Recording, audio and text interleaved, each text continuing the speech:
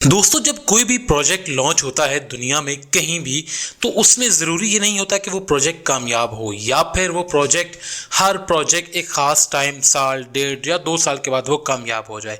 ऐसा नहीं होता। लेकिन कभी कभार ऐसा होता है कि कोई भी कंपनी या कोई प्रोजेक्ट इतनी ज़्यादा स्ट्रिक्ट हो जाती है, इतनी ज़्यादा वो खुद को उसमें इन्वॉल्व कर लेती है, वो उसको ज़िद बना लेती है कि हमने इसको पूरा करना ही करना है।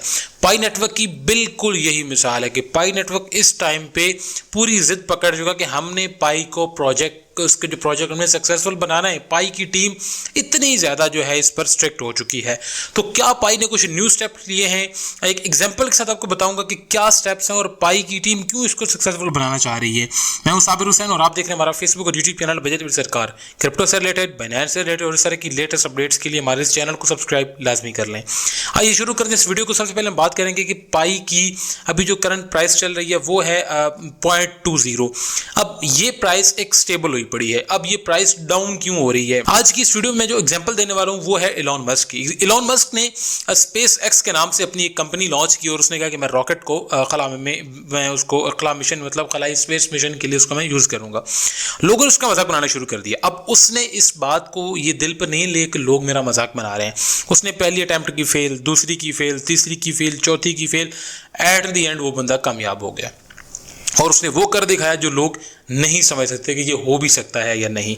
अब सेम सिनेरियो है पाई का।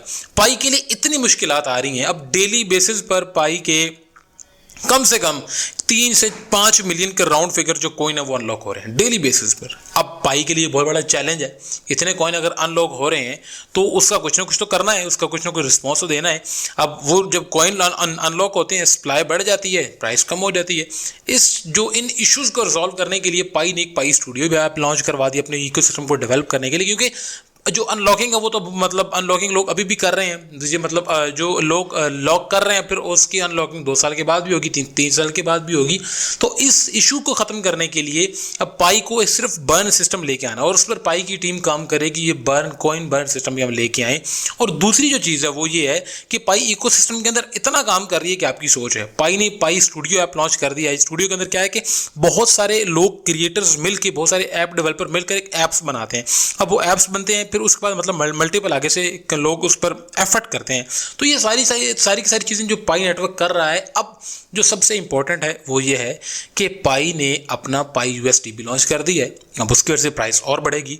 आप बताइए हमें कमेंट्स के अंदर कि पाई का इकोसिस्टम कितना बड़ा हो सकता है। शायद क्या पाई यूएसडीटी को भी मार दे सकता है या नहीं? कमेंट्स में लाजमी बताइएगा। अगर आपको कोई सवाल हो हमें इस वीडियो के अंदर अगर आप पूछना चाहते हो तो लाजमी हमें कमेंट्स में पूछेगा। मिलते हैं कि सर वीडियो के अंदर, तब तक के लिए keep learning, keep running and be away from scam. Channel को लाइक और सब्सक्राइब लाजमी कर दो। Thank you.